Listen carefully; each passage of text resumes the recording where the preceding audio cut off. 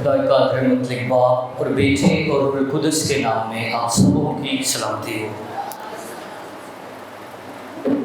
मसीह यीशु में अजीज़ भाइयों, बहनों, बच्चों और बुज़ुर्गों, आज हम खुदावंद के शुक्रगुजार हैं उसकी दी हुई तमाम नेमतों, बरकतों और ज़िंदगी जैसी ख़ास कर नेमत के लिए जो उसने अता की कि आज हम अपने बीवी बच्चों के साथ उसके घर में मौजूद हैं। गीतों के ज़रिया से, अपने दिलों के नजरानों के ज़रिया से जो हमने उसके हजूर पेश किए, उसकी शुक्रगुजारी करते हैं। आज खुदा उनके घर में मैं आप सबको खुशामदीद कहता हूँ और थोड़ी देर के लिए अब वक्त है कि हम खुदा की आवाज़ को सुनेंगे। आइए हम इंजील मुकद्दस की तिलावत के लिए सब खड़े होंगे।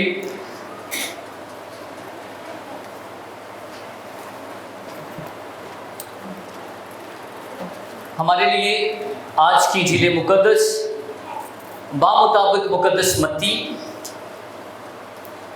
उसका 7वां बाब और उसकी पहली आयत से हम पढ़ेंगे। मुकद्दस मत्ती की मार्फत लिखा गया इंजीली बयान 7वां बाब उसकी पहली आयत से। इंजील मुकद्दस में यूँ लिखा है, ऐबजोई ना करो क्योंकि तुम्हारी भी ऐबजोई ना की जाए, क्योंकि जिस तरह तुम ऐबजोई करते हो उसी तरह तुम्हारी भी ऐबजोई की जाएगी, और जिस पैमाना से तुम नापते हो उसी से तुम्हारे वास्ते नापा जाएगा। तो क्यों अपने भाई की आँख के तिनके को देखता है और आँख के शतीर पर गौर नहीं करता? और जब तेरी ही आँख में शतीर है तो तू अपने भाई से क्यों कर कह सकता है कि ला तेरी आँख में से तिनका निकाल दूँ? ऐ रियाकार, पहले अपनी आँख में से तू शतीर निकाल, फिर अपने भाई की आँख में से तिनके को अच्छी तरह देखकर निकाल सकेगा। इंजील मुकद्दस के पढ़े और सुने जाने पर उसकी खास बरकत हो। खुदा उनका शुक्र है। तशरीफ़ रखिए।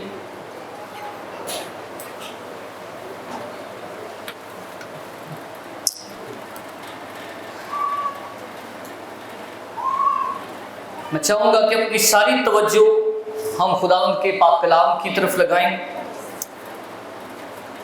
आज की तीनों तलावतों का मौजू और मजमून और तीनों तलावतों का उन्वान एक ही तरह का है, और सबसे बढ़कर हम आज पहली तिलावत में से चंद बातों को लेंगे।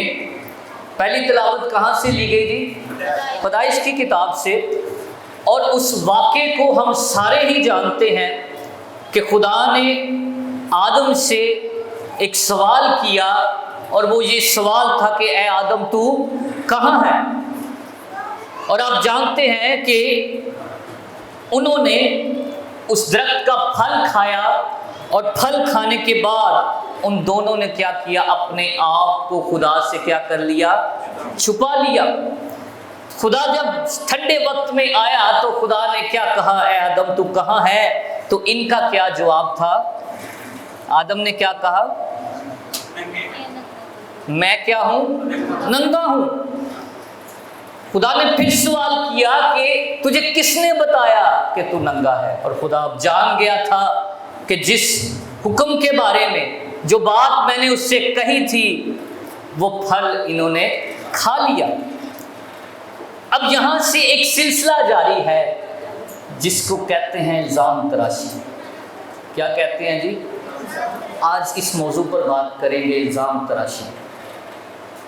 हम सभी की ज़िंदगियों का हिस्सा रहा है ये, और रहता है।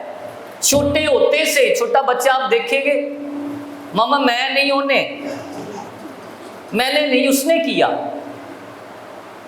फितरतन ये चीज़ हमारे अंदर है, और इसके लिए खुश ना हो, बल्कि ये गुनाह की फितरत है। ये बड़ी अफसोसनाक हालत है, ये ख़तरनाक हालत है, क्योंकि ये आम कोई यहाँ से हमने मुस्तार नहीं ली, बल्कि ये गुनाह की फितरत है जो हमारे अंदर सराहियत करती है। इल्ज़ाम तराशी है क्या? मेरी और आपकी ज़िंदगी की नाकामी में ये सबसे बड़ा इसका हाथ है, सबसे बड़ा इसका हाथ है। दूसरों पर इल्ज़ाम लगा देना और अपने आप को बरी करार देना, अपने आप को बरी करार देना, दूसरे पर इल्ज़ाम थोप देना और कहना कि मैंने नहीं किया बल्कि फलां ने ये किया, उस शख्स ने किया। इसको कहते हैं इल्ज़ाम तराशी। खुदा ने आदम से कहा था तूने फल नहीं खाना, लेकिन जब आदम से पूछा तो आदम ने कहा जो औरत तूने मुझे दी है, जो साथी तूने मुझे दिया है, उसने मुझे खिलाया। और औरत ने क्या कहा? औरत ने शाम पर क्या कर दिया? इल्ज़ाम लगा दिया।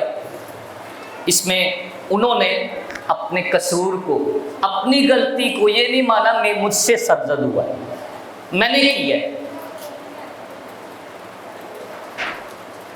इसके इवज़ क्या आया इन दोनों पर, बल्कि तीनों पर क्या आया? लानत आई। औरत को लानत मिली कि तू दर्द-ए-ज़ात से बच्चे जो है वो जनेगी, और मर्द को क्या कहा कि तू मेहनत और मुशक्क़त की रोटी खाएगा, और सांप को क्या कहा कि तू ज़मीन के बल पर रेंगेगा।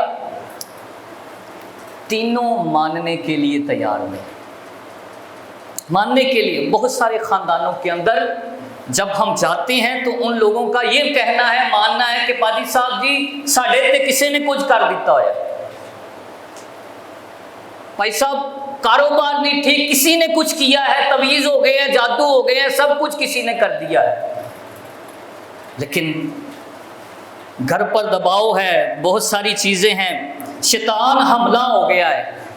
मेरे अजीज़ों, अपने गुनाह का इकरार ना करने की सबसे बड़ी और बच निकले का रास्ता ये है कि इब्लीस पे पा दो, इब्लीस पे डाल दें कि ये सब कुछ उसी ने किया है।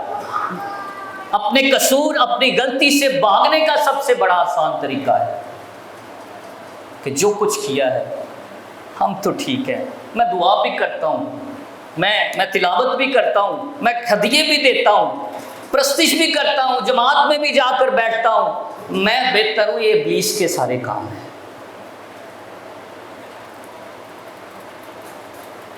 आसान सा तरीका है, इब्लीस ने तबाह कर दिया है।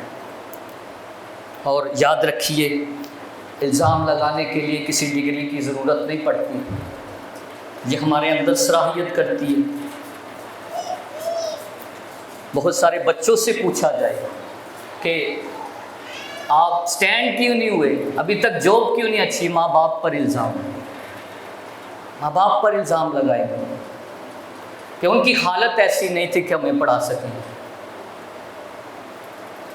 बेटा तू नशा क्यों करता है, दोस्तों पर इल्ज़ाम कि ऐसी सोबत मुझे मिली है। तो ज़िंदगी जो है सारी की सारी ज़िंदगी देखे इल्ज़ाम दे दे कर, इल्ज़ाम लगा लगा कर ही गुजर रही है। इल्ज़ाम तराशी।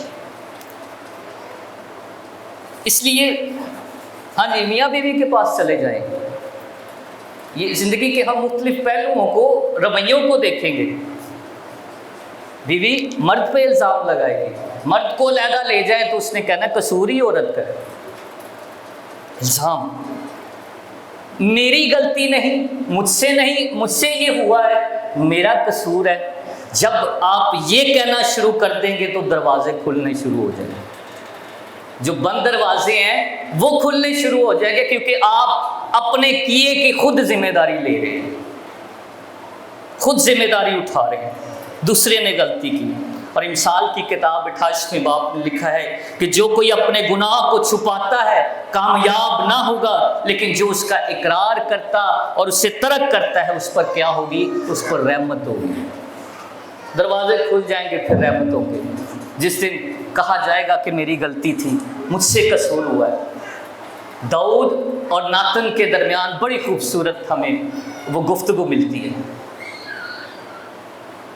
और आपको नातन नबी दाऊद की कहानी याद होगी। जब दाऊद से गुनाह हुआ तो उसने बत्सबा के साथ सोबत की, तो नातन ने आके कहा कि ये कसूर जो है, उसने कहानी पहले रचाई, कहानी रचाई कि जिसके पास बहुत सारी भेड़ें हैं, उसने जिसके पास नहीं है उनमें से एक ले ली और उसके साथ मार दिया और ज्यादती की। हाँ बादशाह, तू क्या कहता है? दाऊद ने कहा कि ऐसे शख्स को जो है मार देना चाहिए। उसने कहा वो तू है और खुदा तुझसे नाराज हुआ है। तो मेरे अजीजों, फिर दाऊद की तौबा देखिए। उसने कहा कि जुल्फे से मुझे साफ कर। जिस कदर गुनाह किया उस कदर फिर उसने तौबा भी की, उस कदर वो तायब भी हुआ और कहा कि मैंने ही तेरा कसूर किया है। जब हम ये कहना शुरू कर देंगे कि मुझसे सरजद हुआ है, मेरा कसूर है, तो मेरे अजीजों दरवाजे खुलते जाएंगे। हम कैसे कैसे इल्ज़ाम लगाते हैं ज़रा देखेंगे। हम चर्च लेट आ जाए तो क्या होता है? रिक्शे वाले पर इल्ज़ाम, किसी बच्चे पे इल्ज़ाम। ये छोटे छोटे इल्ज़ामात हैं जो हम लगाते रहते हैं अपनी ज़िंदगी में। तो ये ज़िंदगी का हिस्सा बना लिया हुआ है हमने ऐसी चीज़ों को। तो मेरे अजीज़ों, जब तक हम अपने आप को ठीक ठीक कहते रहेंगे तो हमें डॉक्टर की ज़रूरत नहीं पड़ेगी। ठीक है, ठीक बंदा डॉक्टर को जा सकता है? नहीं। महसूस करें कि हम गुनहगार हैं, मुझसे कसूर होता है, मुझसे गलती होती है, इसलिए इसका इकरार और इसका इजहार बड़ा ज़रूरी है, इसको तर्क करना बड़ा ज़रूरी है, ताकि इल्ज़ाम जैसे रवैये से हम बचते जाएं, इल्ज़ाम जैसे रवैये से बचते जाएं। यूहन्ना 10वां बाब में लिखा हुआ है कि चोर आता चुराने बल्कि हलाक करने के लिए, लेकिन मैं इसलिए आया कि तुम ज़िंदगी पाओ, बल्कि कसरत की ज़िंदगी पाओ। इसलिए मसीह खुदावन जो है वो कसरत की ज़िंदगी देने आया है। और जब हम अपने गुनाहों का इकरार करके मसीह की सलीब के पास आ जाएंगे तो हमें उन गुनाहों की खलासी मिल जाएगी। और मेरे अजीज़ों, जो शख्स ये कहता है कि मैं ठीक हूँ, मुझ में कोई गलती नहीं है, तो फिर उसे मसीह की सलीब की ज़रूरत भी नहीं है, वो इसके पास भी नहीं आएगा, वो मसीह की माफ़ी भी हासिल नहीं करेगा। तो आज एक छोटा सा अनुमान ही आप घर लेके जाएं, इस इल्ज़ाम तराशी के रवैये से बचें। और जब आप इस इल्ज़ाम तराशी के रवैये से बचेंगे, राहें खुलती जाएंगी, रास्ते खुलते जाएंगे, अपने कसूरों का, अपनी गलतियों का, अपनी ख़ताओं का इकरार करने की ज़रूरत है। खुदावंद आज के पाक कलाम के वसीला से आप सबको बरकत दे। आमीन।